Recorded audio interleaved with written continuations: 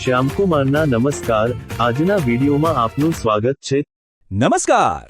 ચાલો આજે વાત કરીએ આપણા બધાના મનપસંદ ફળ જામફળ વિશે.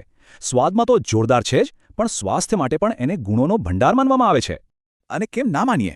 વિટામિન સી, ફાઇબર, એન્ટીઓક્સિડન્ટ શું નથી એમાં? એટલે જ તો એને સ્વાસ્થ્યનો ખજાનો કહેવાય છે. ખરેખર એક સુપરફૂડ છે આ. પણ એક મિનિટ, શું આટલું ગુણકારી ફળ ગમે ત્યારે ખાઈ શકાય? મતલબ દિવસ હોય કે રાત?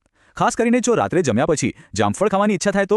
આ સવાલ જરા વિચારવા જેવો છે. ચાલો એનો જવાબ શોધીએ. તો વાત એમ છે કે રાત્રે જામફળ ખાવાના અમુક ગંભીર ગેરફાયદા પણ છે. અને આ કોઈ વડીલોની વાતો નથી. આની પાછળ વિજ્ઞાન અને આયુર્વેદ બંનેના મજબૂત કારણો છે.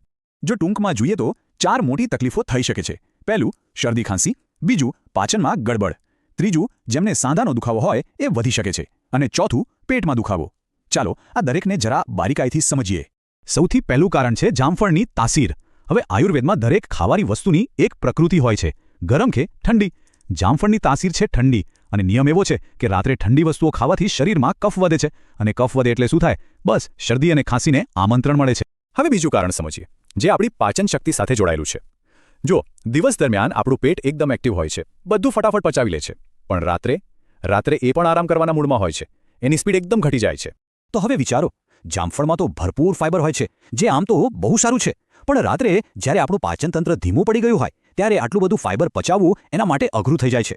અને પરિણામ, પેટમાં ગેસ, એસિડિટી કે પછી પેટ ભારે ભારે લાગવું, આવી તકલીફો શરૂ થઈ જાય છે. અને હા, જે લોકોને સાંધાના દુખાવાની કે આર્થરાઇટિસની તકલીફ પહેલેથી જ છે, એમના માટે તો આ વાત ખાસ ધ્યાનમાં રાખવા જેવી છે.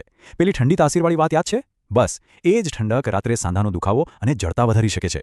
તો આ બધું સાંભળીને એમ થાય કે શું હવે જામફળ ખાવાનું જ નહીં? ના, એવું બિલકુલ નથી. દરેક સમસ્યાનો એક ઉકેલ હોય છે. તો ચાલો હવે એ જાણીએ કે જામફળ ખાવાનો બેસ્ટ ટાઈમ કયો છે. બસ આ 3 સિમ્પલ નિયમો યાદ રાખવાના છે. પહેલો, જામફળ હંમેશા દિવસે ખાવું, સવારે કે બપોરે. બીજો, જમવાના લગભગ 1 કલાક પહેલાં ખાઓ. અને ત્રીજો, જો જમ્યા પછી ખાવું હોય તો ઓછામાં ઓછા 2 કલાકનો ગેપ રાખો. આમ કરવાથી શરીરને એના બધા જ ફાયદા મળશે, કોઈ નુકસાન વગર. ચાલો હવે આખી વાતનો સાર સમજીએ, અને સાથે એક બોનસ ટીપ પણ છે. આ ટીપ ખાસ કરીને શિયાળાની ઋતુમાં બહુ જ કામ લાગશે. તો ટીપ એ છે કે શિયાળામાં જ્યારે જામફળ ખાઓ ત્યારે બપોરના સમયે તડકામાં બેસીને ખાઓ. અને એના પર થોડું સંચળ એટલે કે બ્લેક સોલ્ટ અથવા તો કાળા મરીનો પાવડર છાંટી દો. આનાથી શું થશે? આ ગરમ મસાલા જામફળની ઠંડી તાસીરને બેલેન્સ કરી દેશે.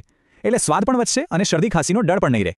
તો આખી વાતનો સાર બસ એટલો જ છે કે આપણા સ્વાસ્થ્ય માટે ફક્ત શું ખાઈએ છીએ એ જ નહીં, પણ ક્યારે ખાઈએ છીએ એ પણ એટલું જ, બલકે એનાથી પણ વધારે મહત્વનું છે. સાચો સમય, સાચું સ્વાસ્થ્ય, બસ આટલું યાદ રાખવાનું છે. હવે જ્યારે જામફળની વાત સમજાઈ ગઈ છે, તો એક સવાલ મનમાં જરૂર આવશે: શું બીજા ફળોનું પણ આવું જ છે? જેમ કે કેળા, સંતરા કે તરબૂચ, શું એમને પણ ખાવાનો કોઈ સાચો અને ખોટો સમય હોય છે? ખરેખર આ વિશે વિચારવા જેવું જ છે નહીં?